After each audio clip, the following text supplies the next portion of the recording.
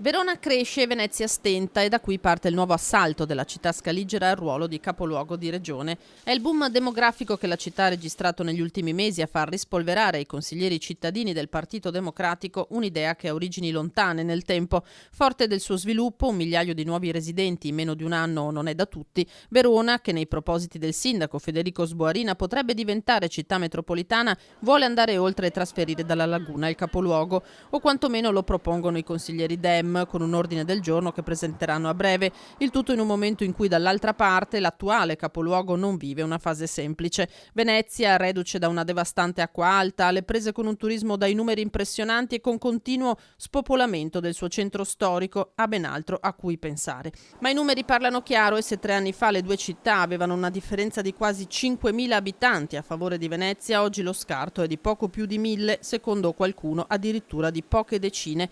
Entrambe si assestano poco sotto i 260.000 residenti, ma con trend al momento opposti. E questo fa guardare Verona verso orizzonti più lontani, come quello di appropriarsi della leadership regionale, sebbene il capoluogo scaligero sia la realtà più lontana da Venezia e la più vicina in Veneto alle dinamiche dei lombardi.